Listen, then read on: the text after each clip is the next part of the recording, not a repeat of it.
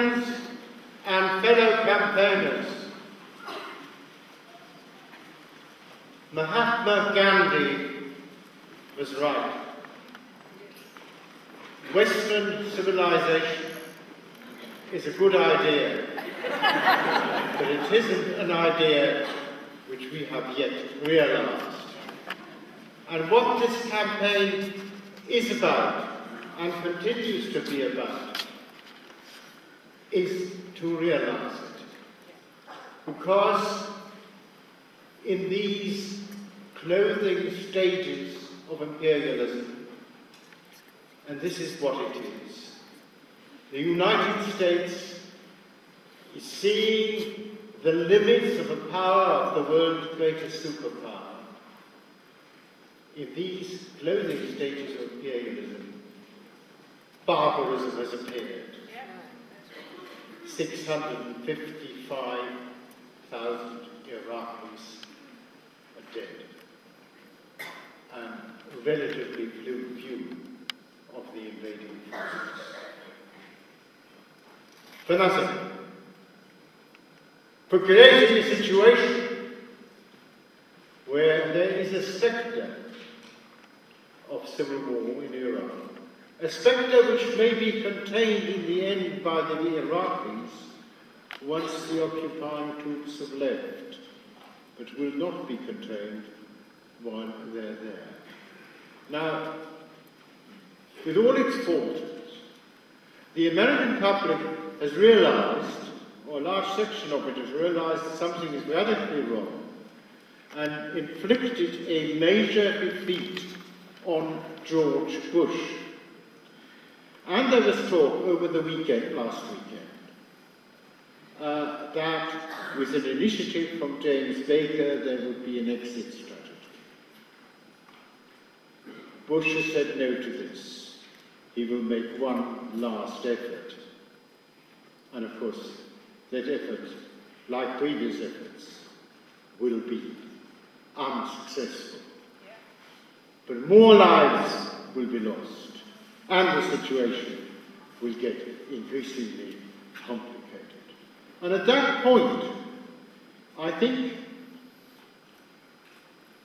a British Prime Minister who would be a realist, irrespective of what his commitment was previously, should and would have turned round and would have said very, very publicly that a time has come for both the British and the Americans to leave, and in fact would have withdrawn British troops, just to underline this point.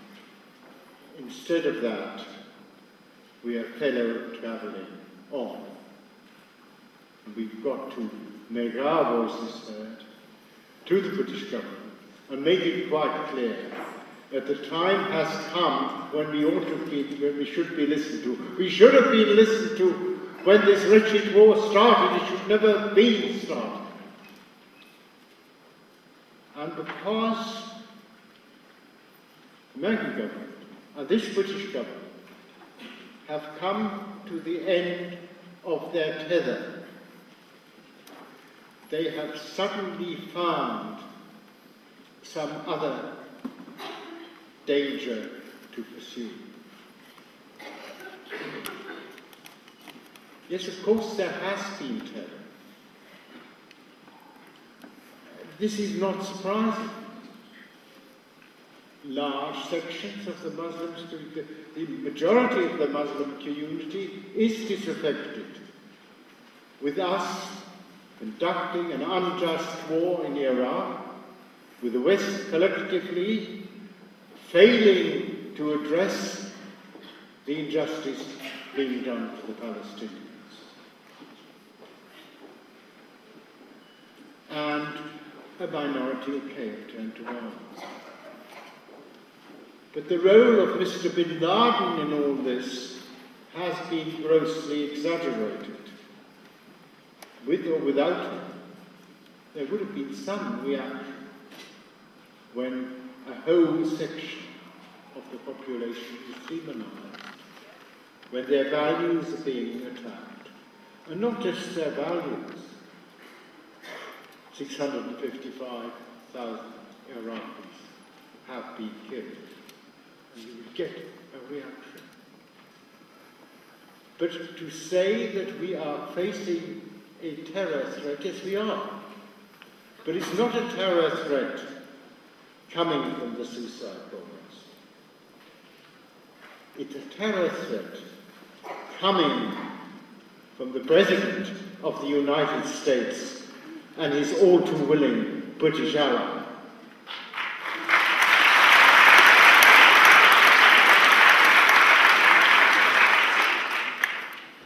But of course, you know, and what of course people should do, what ministers should do, is they should protest and they should see that the troops are withdrawn. Instead of this, they are now getting excited, and that's of course the only way you can ultimately create a situation where very few people will want to engage in individual terrorism. Instead of that, and also because they want to be seen as doing something when they're not doing the thing which they ought to do, namely to withdraw the troops. They're now demonizing our Muslim fellow citizens, and we must not stand for it. The values on which this country is founded are under threat. Racial prejudice, because it is a racial prejudice masquerading as religious or political prejudice.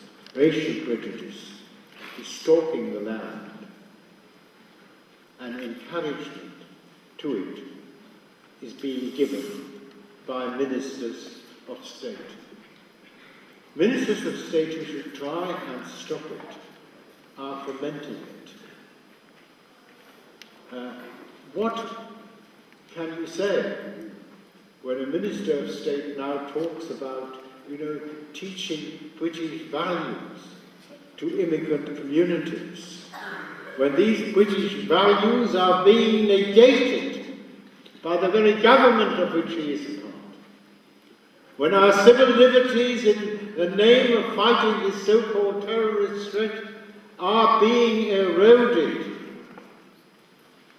and civil liberties are part of the values we stand for, part of the values which a government which is still fighting in Iraq is in fact eroding.